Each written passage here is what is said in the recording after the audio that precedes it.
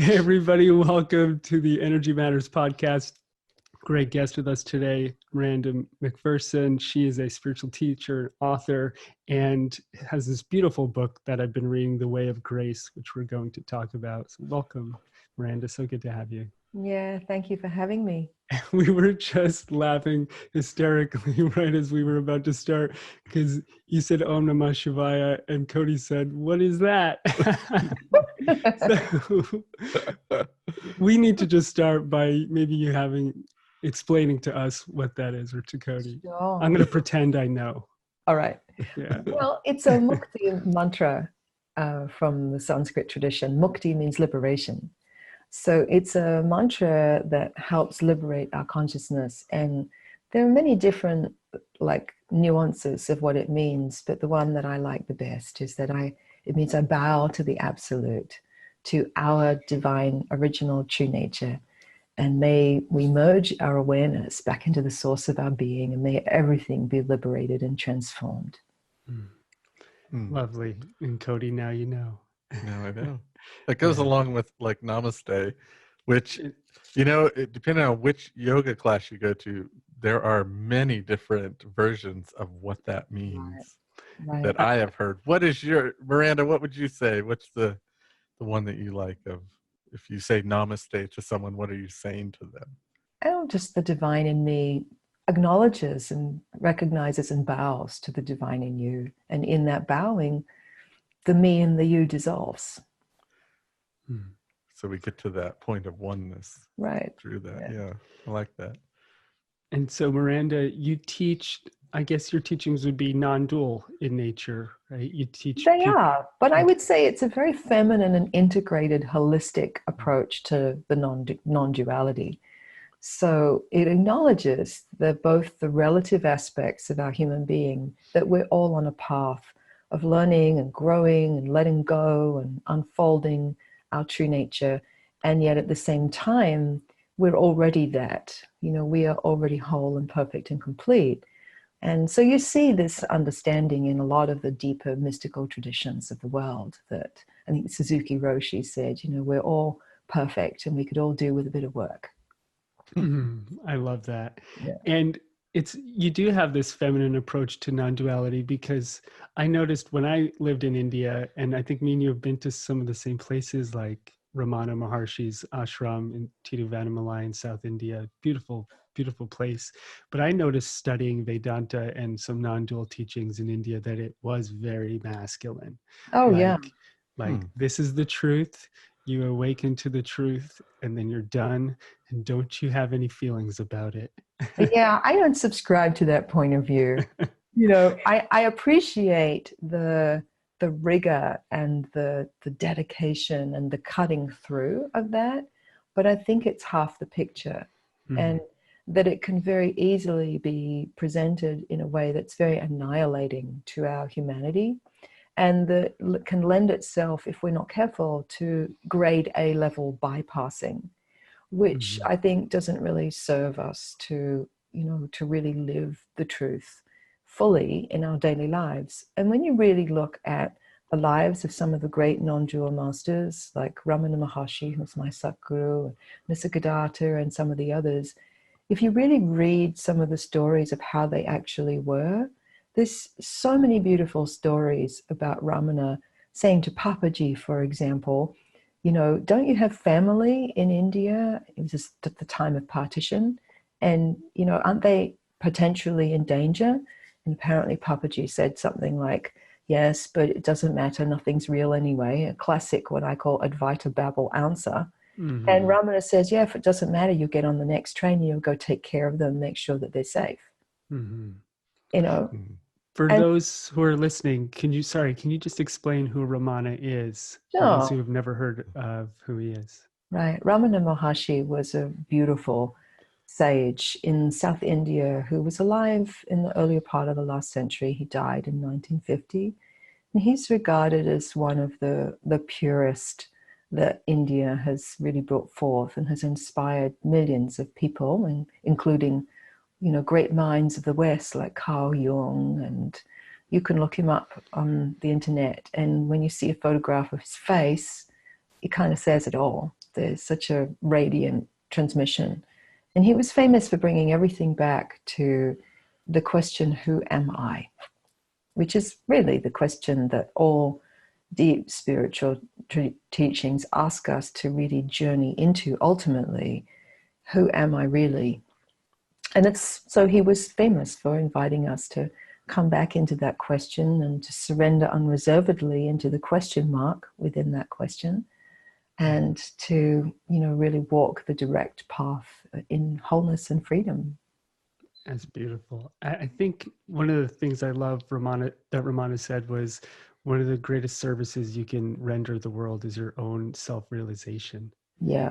Because we live in a world where everyone just wants to change the outside so much, so badly, just change it. And so few people go, well, what if so few people look inwards and go, what if I shift myself first? Then what will happen to the world? I think that was one of his greatest gifts to the world was, hey, focus on your self-realization first and then see what happens to the world. Right. And not only that, but when we do, as he said, let the thinking, doing mind, the sense of being a separate self, really drop into the vast, open, spacious, loving awareness of the heart, then, what happens naturally is we become more noble, beautiful people. It's very natural to help out, to be caring and kind in the way you go about your daily business. And when the sense of separation falls away, you naturally act in ways that are responsible and pure and noble and beautiful. And that translates to doing your part for, the environment. It translates as just being kinder, as you go to the supermarket, and being less self-centered. So you don't have to wrestle yourself into being a good person. No, I'm not into helping people be good spiritual boys and girls, nor fake it till you make it. Yeah. I'm more interested in helping people, just come to recognize the truth and the beauty of who they always really are. And then to find the practices that really support the flourishing of that in our lives and the living of it fully in our relationships, at our work, as we're tackling emails, as we're driving, the whole thing. You know what David just a minute ago talked about, the non-duality teaching being male in some way, like of trying to just, I guess, do a process and then just ignore the rest and kind of push that out in a way. I see that in a lot of spirituality, and I don't know that it has to do with this origin where we kind of go to war with our emotions, with our body. Or the teaching creates that. And so it creates this kind of inner battle to overcome or get rid of certain aspects of self. And of course, what David and I teach is more about recognizing that interconnection is a relationship to kind of nurture, and that ultimately it's about integration. Absolutely. But you do a lot of work about ego, and that's a place where I really see that battle come into, that's everybody's idea, is I have to get rid of the ego. Right. And that creates this inner tension, inner battle. I call it a spiritual struggle. Yes, okay. It creates a spiritual struggle, so we can, obviously, we all know from our own experience, anyone who's on a real spiritual path knows that it isn't easy. Things come up, and, we have to face our self-centeredness. We have to face our fear. We have to learn to relinquish control. We have to let go of judgment. That sounds really easy, but anyone who's actually engaged in it knows that it's not. Just to let go of one egocentric habit or behavior is a very big deal. And I think that's because it was all laid down in the years between 0 and 5, and then became just our automatic kind of way of navigating life. And, we're attached to what we know. And so to truly let go of those patterns that definitely make us clunkier and dense than we need to be, requires a lot of things. It requires kindness, it requires willingness, it requires compassion, it requires dedication, it requires curiosity. But it's challenging. And so, the last thing we need is to beat ourselves up in a process that's already challenging. Right. But that's what I see a lot of people doing, and they're really misunderstanding the teachings. But I think some of that misunderstanding has been somehow impacted by the fact that up until very recently, pretty much all spiritual teachers, East and West, have been given through the masculine lens only. And so, there's a tendency for this whole process of awakening to become a little too hard line, a little lacking in compassion for our humanity, a little lacking in, self-kindness and the nurturing that's required, because it is so vulnerable to actually let go of what we think we are and what we think we know and how we've been doing things. So I talk about it a lot as, it's not a process of ego annihilation. It's really a process of ego relaxation, learning to relax the ego. And, that's actually, I find, way more efficient. Right. It's more potent, it's kinder, it's more compassionate, and it's more helpful to us in the long run. Just like, when we go to the, the animal shelter, and we want a new little putty tat or a dog, and, that dog might not have had such a good time in its previous incarnation and it's scared of humans. You can't force that animal to trust you and to feel safe. You have to be kind and gentle and patient with it. And then it kind of opens up to you. And I think that's true. Our ego represents our suffering, our confusion, our hurt, our fear. And that's going to let go a lot more easily when there's kindness in the predominant view of things. Mm.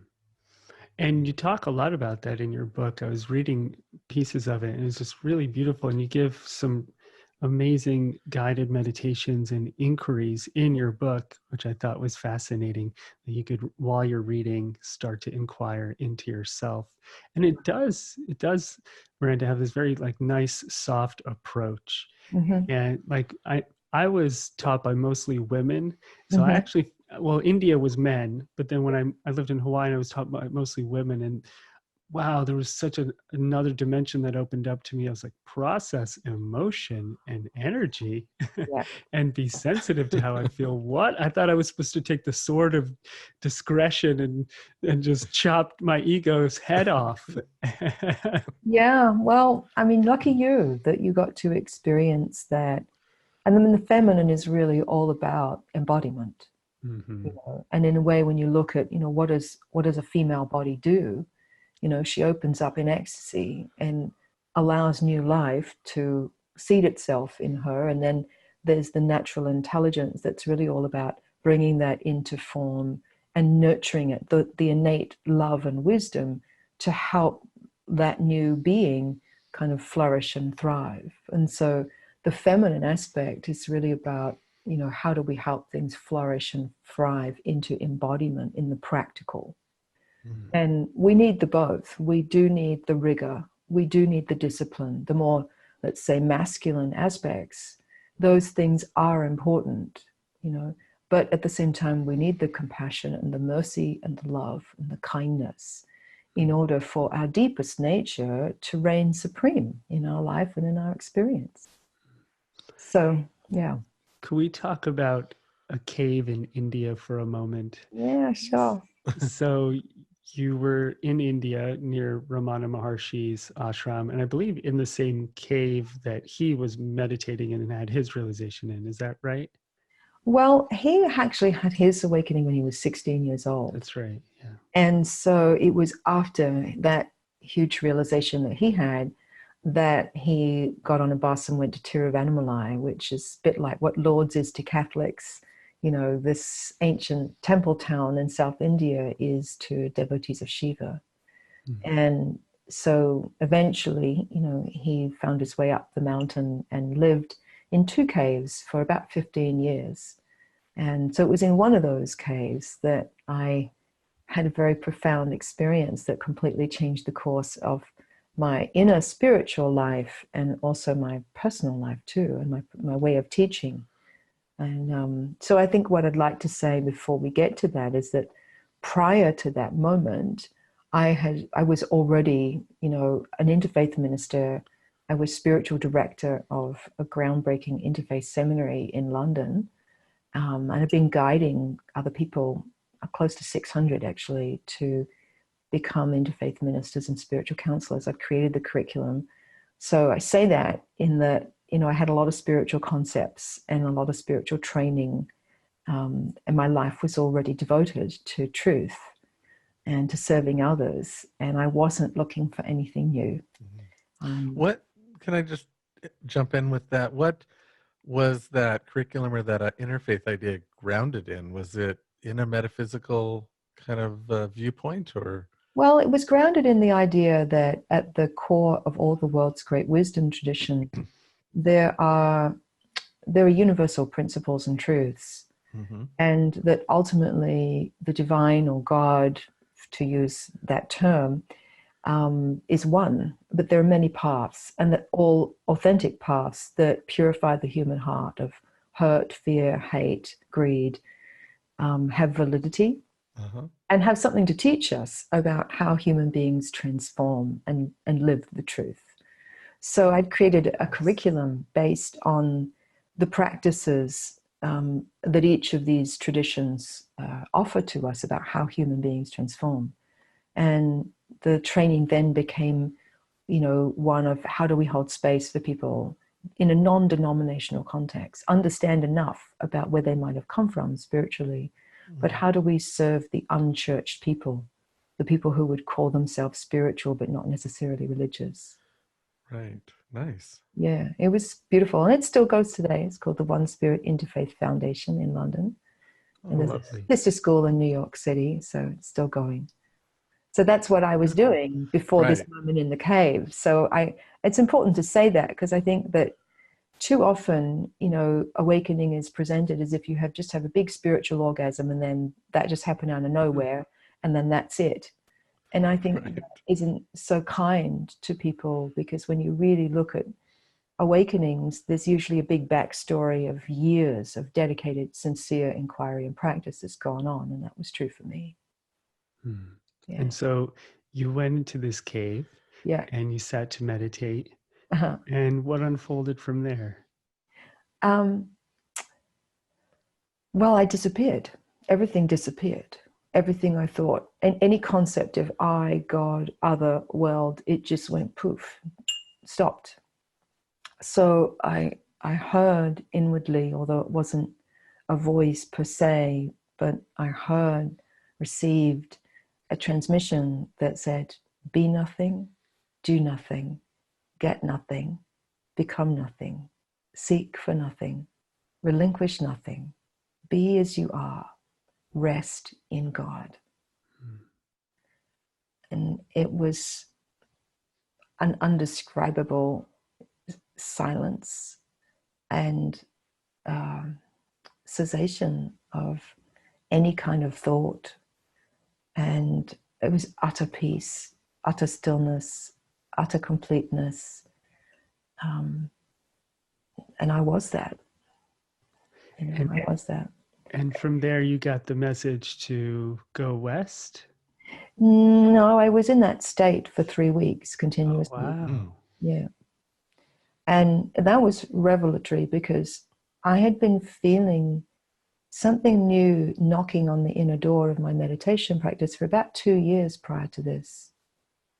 And now I kind of understood what it was. And I realized that my big fear of that level of surrender was concern that I might just sort of dissolve into this puddle of goop on the floor and I wouldn't be able to function or hold an organization together or do anything. I'd just be useless. And in those 3 weeks where there was no thoughts whatsoever, there was no commentary, there was no I, there was no other, there was no God, it was all just everything as it was. I felt so natural. It was like the most natural thing in the world. And doing ordinary stuff, crossing the road, eating, having a conversation, any task that needed to be done, it was so much easier without the filter of a me. Mm-hmm. So natural. Everything was so direct. And so I came back to England And then after that 3-week period, there was a shift where more, what I call more ordinary awareness came back. But at the same time, the ground, I'll say, the kind of the knowing, the wisdom from this experience didn't change. So there was the both. There was the this that was, nothing, no one, total peace, total being.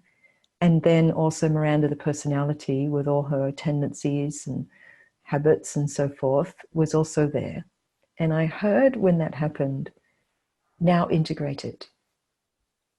And that was really beautiful, and I think really important, because I already knew that, true realization isn't state dependent. All states come and go, even really beautiful ones. And that the important thing isn't that we hold on to any particular state. The important thing is that we relate to these expanded states when they come as the true teacher, as the inner guru. And we let those states teach us how it really is and how to really live, how to really be real.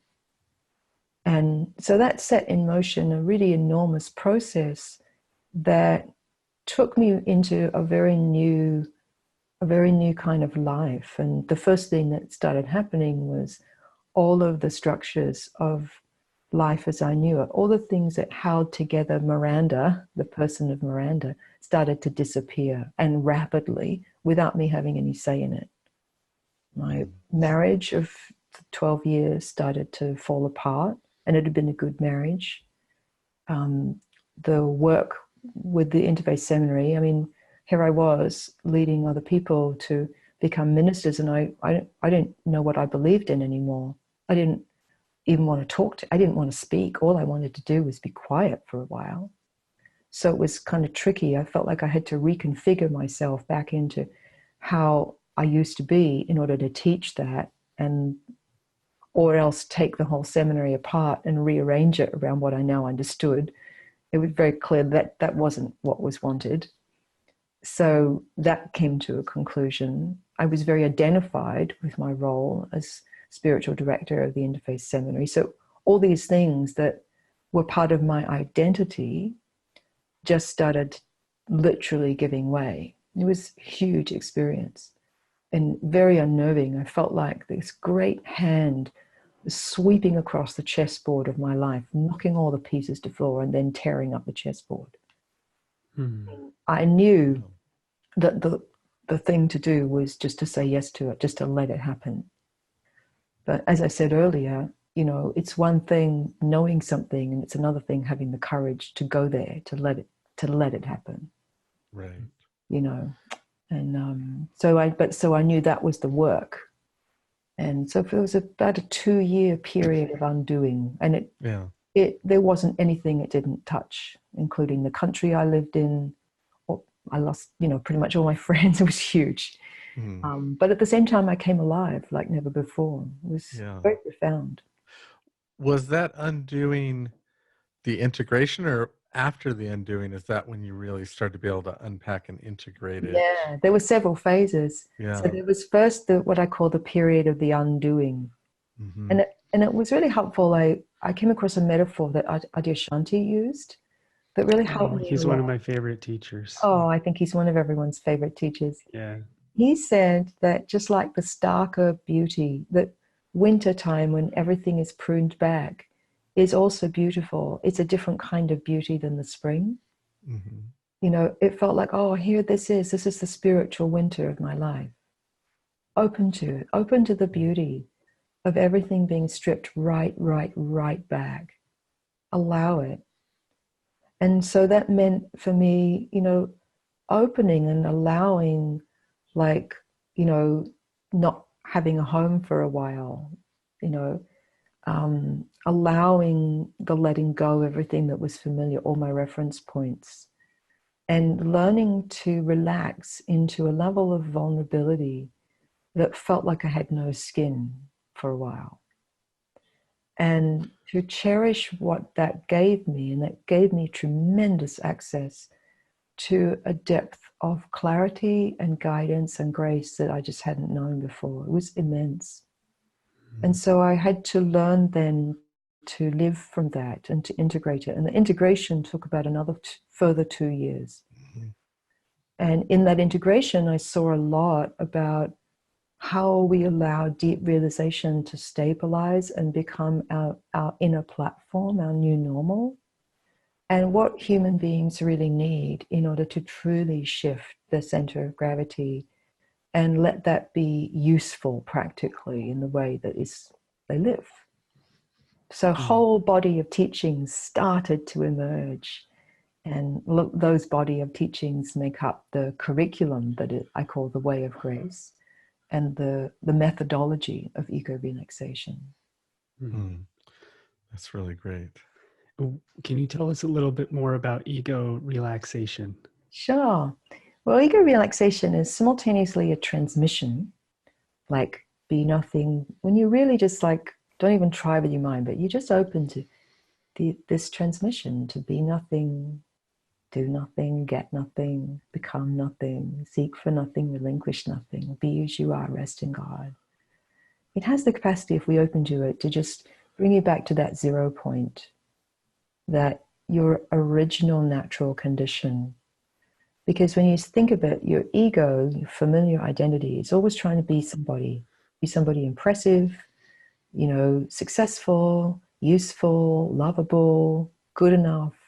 It's always trying to become some version of what we think the ideal is. It's always trying to get something, we're trying to be this and become that, so that in the hope that we might get love or get peace or get freedom. But of course, it's that seeking and trying and efforting that is actually blocking the direct natural experience of qualities that you actually are. We get on a spiritual path and we think we need to relinquish all these bad habits, amputate the stuff that we think shouldn't be there, right? So you can see that all the being, doing, trying, getting, becoming, it represents our ego activity, the ways in which we are unconsciously just picking up again and again those tendencies and habits that make us less graceful than we can be. And that all of it can, in an instant, just come to rest if we allow ourselves to be exactly as we are. Exactly. And it to rest in God. When that happens, you realize it's all happening within God anyway, even your ego. So never fear. It's okay, right? And so we can open to that as a transmission in a moment, and it's like this reset. We come home to ourselves. But it's also an ongoing practice for life. So to relax your ego, first you have to become aware of the tendencies of your ego, what they are for you. Some people, their ego has a lot more fear and anxiety in it. And so we need to see that, bring that to the light of awareness, understand what that's based in, and to just learn to relax in and through the fear and to see what's deeper than our fear. Some ego structures, mine had a lot more control in it, a lot more push, a lot more efforting in it. And I can look back to my, childhood history and I can kind of see exactly why. But nevertheless, for me personally, learning to let go of control and ego efforting, that kind of pushing for your ego to get things done, has been much more work than it might be for other people. Or for some of us, there's a lot of anger, we fixate a lot around anger and righteousness. And, so some of us, it's like there's a lot of judgment, either of self or of other. I mean, everyone has judgment, but, so these represent dense features of our ego. And then there's our personal history and the hurts and the heartbreaks that we haven't quite fully emerged from, and little micro and macro traumas that need to be contacted with ego relaxation, which means going towards it, right? Energetically, in body, heart, mind, somatically, with our heart and with our awareness, to really understand what is this, and not to judge it, but just to contact it and be there and do nothing. And there's something miraculous that happens when we go towards anything egoic and we be there fully in body, heart, mind, and we feel it and do nothing, that grace comes alive. It's grace that transforms us, that dissolves our obstacles, that parts the seas of our consciousness, and that helps us to truly walk across the shore to the promised land of freedom that is our birthright. So let's talk about grace, because that's the title of your book. Yeah. Can you tell us a little bit more about what you mean by grace and how somebody can open up to it? Mm-hmm. Well, grace, I mean, it's such a beautiful word for starters, and it brings a lot of connotations, brings the felt sense of ease, of inspiration, of deep connectedness with what really is, you know. But really, when I say the word grace, what I mean is direct experience of the divine presence. And when we open, when we feel that direct experience, the kiss of the divine upon our mind, heart, and body, what happens is all our essential qualities come back online. The love that we are, the peace that we are, the joy that is our deepest nature, the intelligence, the strength, the clarity, the wisdom, all these divine qualities come alive from within us. And so, you know, I've made a real study of grace because it's, you know, very clear to me that to really walk a true spiritual path, we need a lot of help. Rumi said that. He said, you know, give up to grace. You need a lot more help than you know. And that's true. We do. We need all help we can get.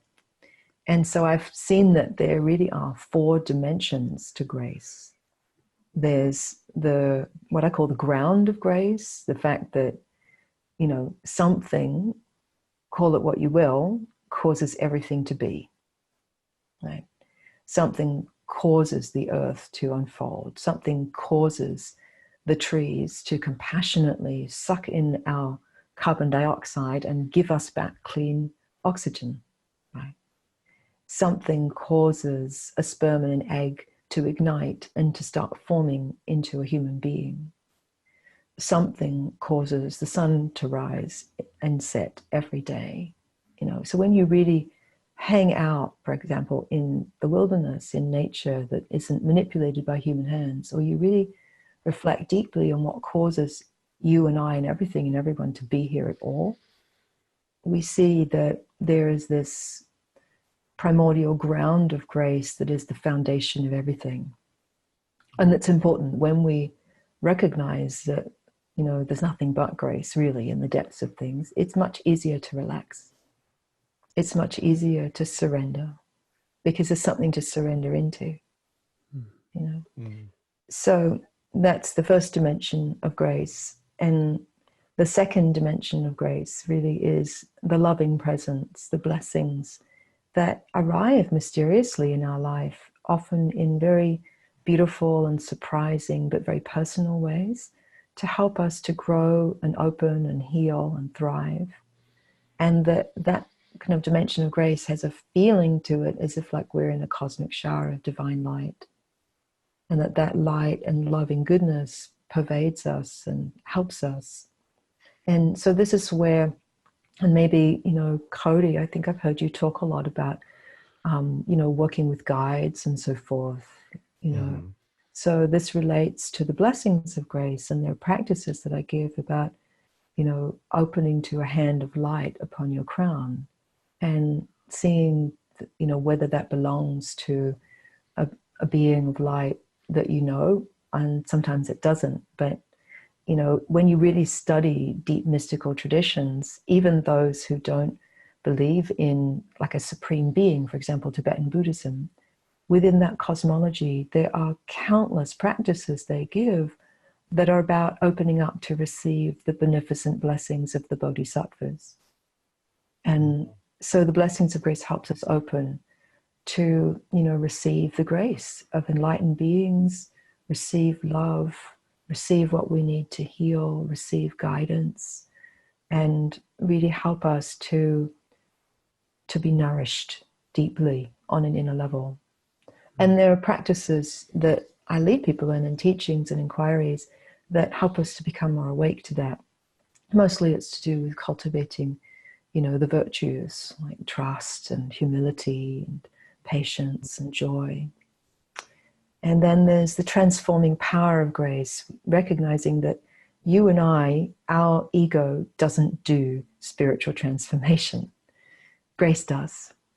So how do we open to the transforming power of grace that has the capacity to help us to truly heal from betrayal and heartbreak and the really tough things that we all go through as human beings?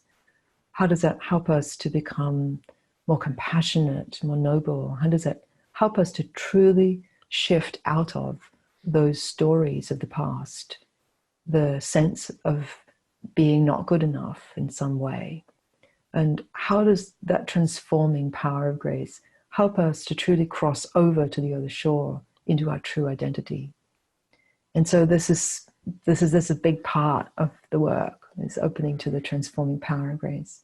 And then the last dimension of grace is, living the embodiment of it, being a grace delivery device. And I believe and see that, our bodies, our hearts, our minds are much more than we think they are. They really are a portal, a delivery device for the most beautiful, noble, divine attributes and qualities to pour forth from us into our world, to heal and hydrate and bless this tired and parched earth that could surely do with more human beings being graceful, grounded in what is real and capable of responding wisely to the personal and the collective challenges that we find. And so somebody's listening to this, Miranda, and first of all, thank you for that beautiful description of grace, all three parts. So somebody's listening to this and they're like, where do I start? Yeah. I feel resistance, not grace. Yeah. Right. Life is resistance. Yeah. So the beautiful thing is the gate to grace is always right where you are. And so where we always start is, okay, where are you right now? What is your direct experience? If you let go of thinking about where you should be or where you'd like to be, the gate to grace starts with opening, softening, allowing your experience to be exactly as it is. So I give a question in the very first chapter where we're laying the foundations of ego relaxation as a practice. And it is this: what's it like in body, heart, mind, if you just open, soften, and allow your experience to be exactly as it is? So these three words, what's it like, are very beautiful. And you'll notice if you read my book that I use them a lot, because they're just a gentle encouragement to explore your experience, to lean into your experience, and to just see what it is with complete openness, somatically, emotionally, and in your awareness, and allow it. Because what that does is it melts resistance, for starters, and it helps you become more intimate with yourself, with what's actually here. And that's what's always going to bring about a natural yielding, a natural surrender. And it's always yielding, surrender, relaxation that makes us receptive to the presence of grace, whether it comes as a reminder of our true ground, of what's always holding us, whether it comes to us as an insight or a felt sense of love that helps us, whether it comes to us as something that transforms and dissolves, or whether it just helps us to become more noble and real. It's all good. Yeah. Your experience in the cave, do you feel like you just stepped into that space of grace all at once, and that was like this, what you were immersed in? Is that what you would call it, that? Or was it something a little different? Did that come out of it?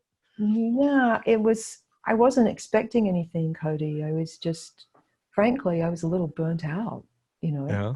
And it's really paradoxical. Often when we're not trying to get anywhere particular, Yes. we're actually most receptive. And that was certainly the case for me that day.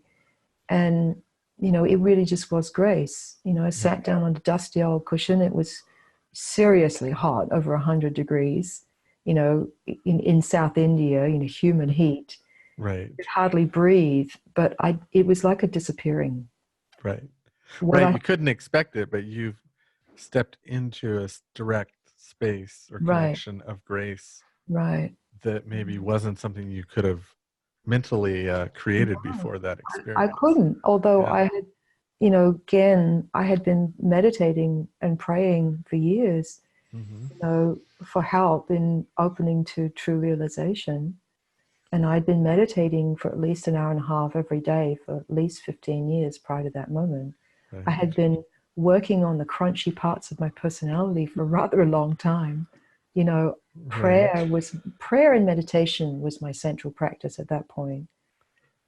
So it was grace. And yet, it's a curious dance, like between our sincere efforts in any practice and the hand of grace when it comes. We can't make it happen. We can engage practices. And I love Suzuki Roshi also saying that,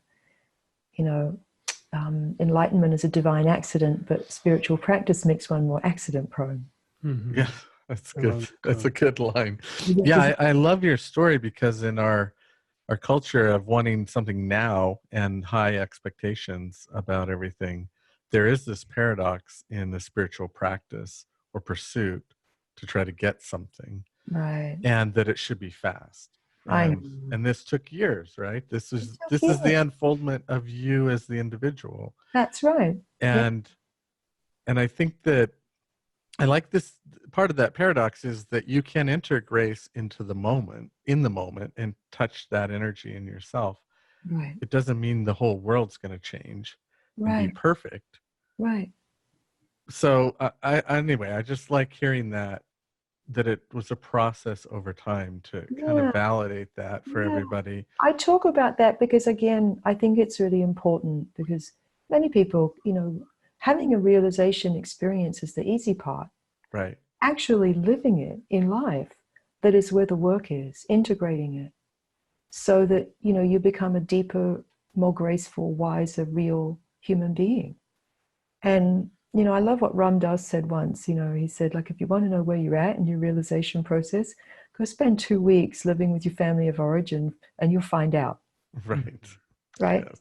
So, it's not just what we realize on the cushion in those beautiful moments in meditation where we let go and where something opens up that, changes our experience, but what's the wisdom from that experience?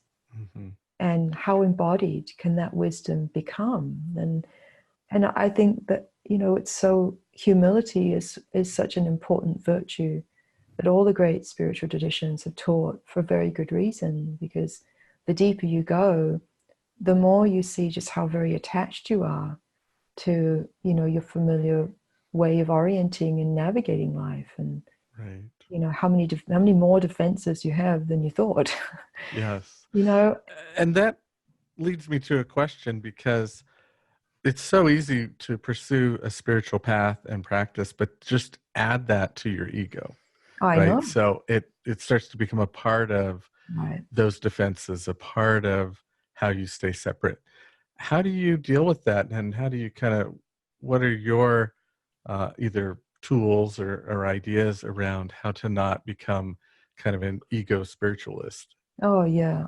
I'm so grateful that you said that. And I agree completely that, even after significant realization, there's just this common tendency for our ego to just go, great. Now I've got a spiritually sophisticated toolkit. I can become a even more sort of super spiritual charged version of me.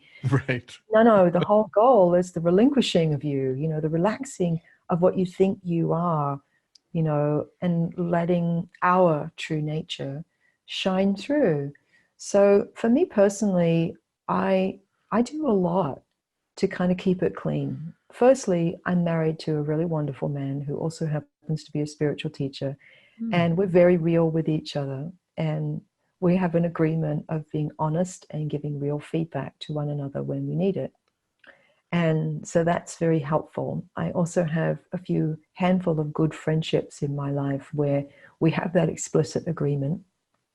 I personally go and sit with another spiritual teacher on a regular basis, one-on-one, whom I give permission to point anything out to me and help me look at anything I need to on a regular basis. I do at least 2, sometimes 3 retreats a year where I'm just another person on the retreat. I'm not the teacher of the retreat. I'm just there plowing the field of my own consciousness and continuing to turn over any rocks. Yeah, as well as engaging my practices on the cushion and elsewhere. Yeah. Lovely. And you live in Northern California now. I do, yeah. And are you teaching live classes in? I do. I run a Sangha. It's called the Living Grace Sangha. And these are 2 dedicated Sanghas. So people have to apply to be part of it. And they're ongoing groups. Most people have been with me for years. As I really like going deep with people. And I like taking people, as far as we can for the long haul. So they're very beautiful communities. They operate in Marin County, where I live, and one an hour up the road in Sonoma County. And I also teach retreats internationally at, the major centers like Esalen and Omega and Kripalu and so forth, as well as a couple of other private retreats and, all of that. And in England and Holland and Ireland as well. Lovely. Yeah. And then I teach, I have sort of small private practice. I work with a few students personally, one-to-one, and try to, spend the rest of my time, generating teaching materials that I can offer online to help people wherever they're based. Your life sounds like Cody and mine. Yeah. Except you do it with so much more grace. You have so much more grace. I'm not joking. Could I just ask about the one-on-one work that you do? So when you sit with somebody as the teacher and they're coming to you, what does that process look like? Are they saying like, Miranda, look, I've got this issue. Can we work on this? Or are they looking for awakening? Or are you helping them integrate? What does that look like? Well, I have this view that whatever we've got going on, whatever seems to be the issue that people are working with, whether it is, they're caught in some tough spot with a lover or a parent, or they're dealing with something in their career, or whether there's something new arising in their meditation practice, it doesn't really matter where we begin, because it's just the jumping off point. So I invite people just to settle here with me and then to sort of open up something that's important to them that they want my help looking at. And so we go towards it, we open it up. And so we practice ego relaxation, opening, softening, allowing, sensing, feeling, seeing what is that exactly. And we also work firstly with, I call it the what's here, your experience. And then also the who's here, who is the experiencer, who's the identity. And little key is that usually when we're caught in some contraction or some struggle, it's almost always evidence that there's a historically based somebody in the mix. So we need to open that up and let it be seen and understood and felt and healed. And then, we pop through it. So at the basement of everything is who you really are. So it doesn't really matter whether you're presenting me with a relationship issue or a feeling that you're not good enough or a concern in your career or some challenge that's arising in your spiritual practice. If we meet it all completely, it is inevitable that we will land in deeper grace. And so for me, this is just such a beautiful process because I get to see the miraculous nature of the transforming power of grace every day. And I get the joy of having other people discover that for themselves and come to recognize deeply, experientially, who they really are. Yeah, it's very fulfilling as a teacher, isn't it, to watch somebody develop into themselves. Yeah, I often joke, I hope I die giving satsang. It's Just so it's so blissful. I mean, it probably wouldn't be very nice for my students, but for me, it'd be the best, you know? You traumatize one student. It probably would. It's like, I'm going to just have a heart attack in the middle of Yeah. satsang, and I'd just be in total bliss. It really is. It's bliss for me Yeah. to just be with somebody and open it all up. It's like I'm in the cave, you know, plus, Yeah. actually. When you're kind of resting in that graceful place and working with someone, do you feel that from there you have more intuition and more Yeah. answers arise, and it's Yeah. almost this communal, I hate to use the word psychic, but it's a connection, psychic. energy connection that Yeah. yeah. I can kind of read where they're at. Yes. Yes. Like when someone sits with me, they don't even need to tell me. I can already hear and see it. Yeah. But often what they're telling me isn't what I'm hearing. Yes. Right. And so I'll receive what they're telling me, of course, but I'm obedient to what it is that's being shown that we really need to open up. Yes. And yeah. So there's a lot of that, what would perhaps classically be called clairvoyance or clairaudience or clairsentience. Yes. In the mix, only I don't sort of worry about that or focus on it too much. It's just there. It's just But I love the way you just said that, because that is the intuitive's dilemma, is you see one thing, but the story a person's stuck in is something different. And right. How do you get them to the depth of where they need to work without invalidating the story? Yeah, well, here's how I do it. I ask questions. Yeah, it's a good way to do it. You know, many years ago, and I don't talk about this much, but I put myself through college, you know, giving clairvoyant readings. You know, it was easier than waitressing. But I realized early on I wasn't supposed to be using that gift that way. Mm-hmm. And I didn't want to be just reassuring people and telling them what to do.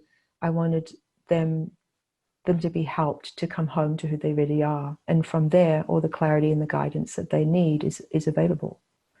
And so my efforts are always oriented towards what helps that. So when I hear something or I see something that is seemingly not what the person is telling me, I'll receive what they're telling me, but I'll ask a question about what I'm getting that invites them to explore what is this and what is that, or, you know. And so sometimes questions come out of me that seem unrelated to what people are actually saying, but very quickly they are revealed not to be unrelated at all. Right. But they help cut through, you know. Yeah. Yeah, that's great. It's beautiful. I've gone through something similar where I used to do a lot of readings, and these days I do just a few. And when I do, I try so much more to focus on helping this person find that answer for themselves. Absolutely. Rather than like, oh, there it is. You just need to do that. Go do it. Well, it's more empowering. And it's also just, you know, I think there's a very big difference between, you know, people going to a reading, and often they're going to a reading because they're frightened and they need reassurance that it'll be okay. Well, there are other ways of helping them to relax and get it actually is okay and it will be okay. So, you know, that's more the way that I like to work on it is, well, let's look at the part of you that doubts, you know, that doubts that you're held, that doubts that the flow of life is inherently beneficent, that the forces of your life are trying to move you in the direction of the good, of what will help you really, you know. And there's always a big difference between what we think is going to do it for us and what actually does. Mm-hmm. You know, so for most of us, we all have to work on trust, you know, and that's a big part of opening to grace, actually. It's trust, helping to trust the loving goodness that underlies our life, that actually opens us to receive the blessings of grace and receive the grace of divine love that helps us along the way in every way. Mm-hmm. And you share that beautifully in this book, which if you're watching the show, I'll just share the cover one more time, The Way of Grace. Really, really lovely book. And we were talking before we started the show that you can actually listen to the audio book of Sounds True. You did a audio version for Sounds Yeah, True, where you yeah, walk people through the meditations and the inquiries. the And whole so thing. the whole Yeah, thing. I was So delighted when I landed in the studio. It Sounds True. I was expecting them to say, okay, you can record about 2/3 of the book, which is what's usually done. And they said, no, you're reading the whole thing from beginning to end. And I was just so happy about that because honestly, it is a very powerful book and it's a very practical book. It's not something you can read in a weekend. The transmission pours through the book and the practical application pours through the book as well. So it's meant to be read and worked with, for a long period of time. It's a map as well as a transmission and a how. And so it was a great joy to be able to go through all of it, to read all of it, and to take the listener through all the inquiries and all the guided meditations and the prayers. And, they even allowed me to create some of my own music behind it. And I'm a musician as well. So it was that's cool. beautiful. What do you play? I play the harmonium and I sing. Oh, wow. Yeah. That's lovely. That's lovely. And it's a beautiful book and you're a beautiful teacher. And thank you so much for coming to sit with Cody and I and sharing your light and your wisdom. And so for anybody listening who wants to find out more about Miranda, you can go to mirandamacpherson.com. You could pick up the book, The Way of Grace. And this is your third or your fourth book? It's actually my second. Oh, second book. It's my second actual physical book, but I've got other audiobooks. That's right. That's what I saw. I've got an audiobook called Meditations on Boundless Love as well. That's lovely. Right. And they can find you in Northern California. They can find me in Northern California, but I go other places too. So check out my website because that's got the full schedule. I think the next retreat is in North Carolina. Oh, wow. Oh, great. And also at the SAND conference as well, although what's that? Science and Non-Duality. It's a big non-duality conference coming up in San Jose fairly soon. Oh, wow. Everyone who's anyone in that community is there. Me and Cody are always looking at these conferences like, we got to go to one of these. You should go to the SAND conference. You'd love it. Okay. All right. Cool. Let's look. I would love to. Well, Miranda, it was such a pleasure having you. Thank you so much for being here. You're welcome. The time's gone by so quick. So, I know. Yeah. And for everyone listening, thank you for being here with us. Thank you so much, you guys. And just also for the beautiful work that you do. And really appreciate what you're offering to the wider community. Oh, thank you. Yeah. Well, in the theme of this episode, namaste, to all of you, the divine in us recognizes and sees the divine in you. And thank you so much for listening and being here with us. Have an amazing day. Take care. Thank you so much. Thank you, Miranda.